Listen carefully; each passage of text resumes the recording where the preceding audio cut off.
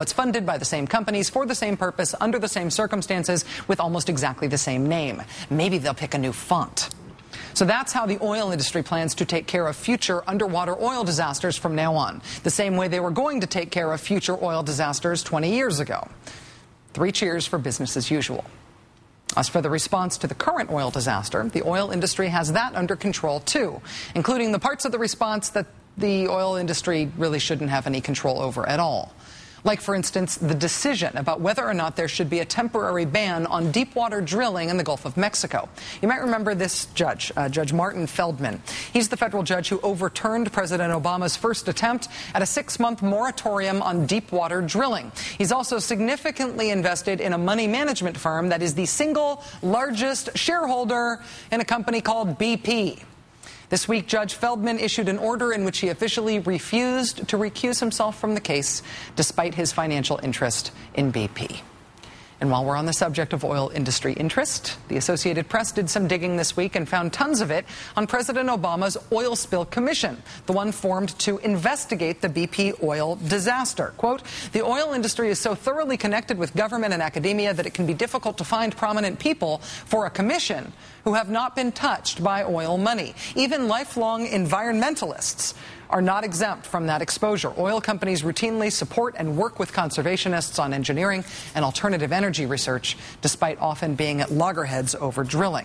Among the specific connections to big oil compiled by the AP, quote, "Both commission chairmen had stock in BP, as well as broader interests in the oil industry." As for the rest of the members of the Spill Commission, one is Dean of Harvard University's School of Engineering and Applied Sciences, which is a recipient of subcontracts based on a grant awarded by a collaboration of oil and energy companies, including Halliburton and BP. Another is Chancellor of the University of Alaska at Anchorage, which has received money from BP and other oil companies over the years. Another had to sell stock in Transocean and take a leave of absence as a member of the Board of Trustees of the Consortium for Ocean Leadership, which has a contract with Transocean to work in the Gulf. And yet another commissioner, an executive at the National Geographic Society, had to agree not to be involved in finding ads or sponsors from the oil industry for National Geographic magazine in order to serve on the commission, because the oil industry has advertised there in the past. It's not that these affiliations are bad affiliations. It's not that these people are bad people or even the wrong people to be on the commission. It's that the oil industry is the most profitable industry in the history of human enterprise.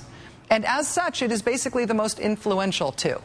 Even if you look at the huge cost BP has incurred so far in cleaning up the disaster in the Gulf, it reached $4 billion this week. That is still less than a third of BP's profits from last year alone. If you look at all of the oil that has spilled into the Gulf of Mexico so far, as much as 184 million gallons of oil, you should know that all of that oil, everything in total that has spilled into the Gulf so far over this past 100 days, every bit of it represents a quarter of the oil we use in America in one day. As long as we are that dependent on oil, the idea of us extricating anything we do from the influence of that industry is folly. The oil industry is so dominant, it's impossible to extricate it from any part of the cleanup and response process. From the judge who's ruling on whether there should be a moratorium on drilling, to the Spill Commission that's investigating the disaster, to even the lifelong environmentalists who are criticizing the industry, to the best hope for developing spill prevention and response technology, which we clearly don't have right now. None of it is beyond the reach of the oil industry. The oil industry is so dominant, and we can't escape them because we feed them so much, because we are so dependent on oil. So the question becomes, how do we reduce our dependence on oil and thereby get the oil companies out of the driver's seat? We do that by a total change in the way that we look at energy, right? How do we accomplish that? We accomplish that by developing a new national energy policy. How do we do that? With a whole new comprehensive energy bill. Except, hey, guess what? The oil industry dominates in Washington as much, if not more so, than it dominates anywhere else. And yesterday, Senate Democrats announced their intention to abandon any effort at passing a comprehensive energy bill this year.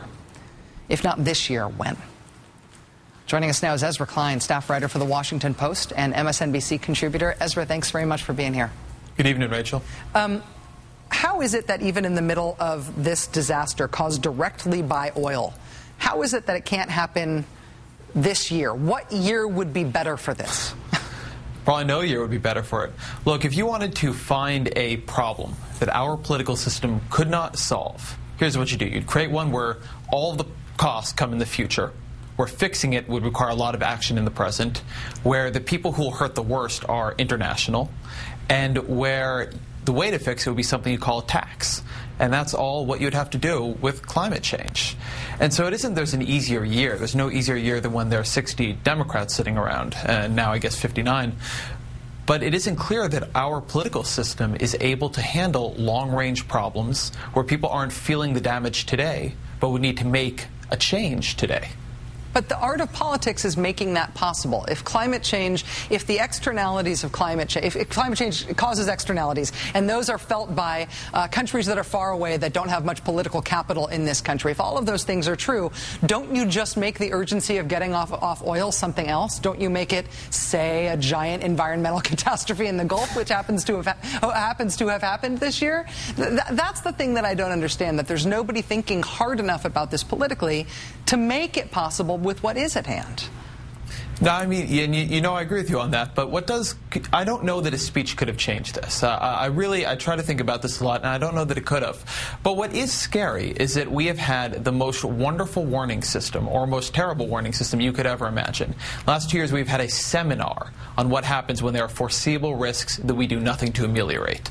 The financial crisis, which we are still paying for. The BP oil spill, which we really have not figured out how to fix, where we cannot turn back the flow of that crude.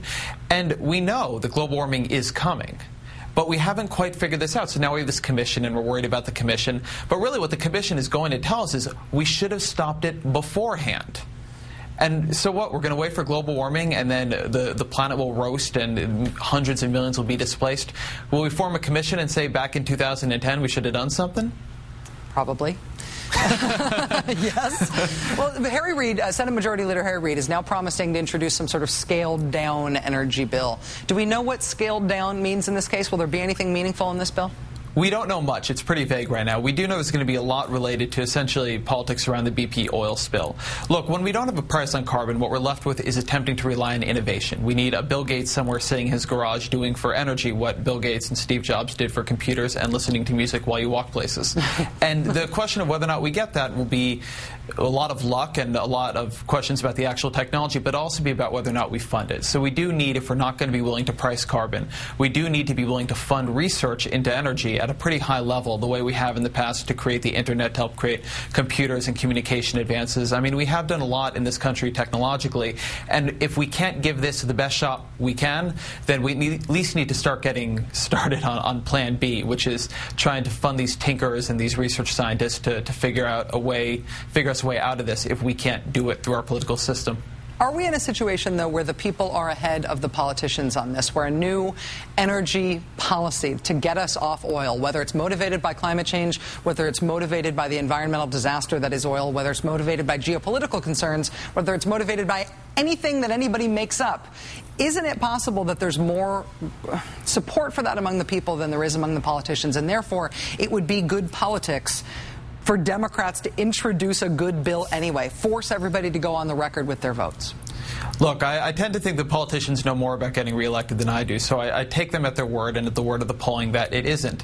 One of the problems in this is that it's a very polarized discussion, right? And people aren't being always told the truth, and you just hear it's a huge tax, and I mean cap and trade, right? Where it would change things is coal-fired power plants. It would do almost nothing to what we put in our cars in the first 30 years or so anyway. The big problem right now is coal-fired power plants. They're terrible for the air too. I mean, there are a host of problems.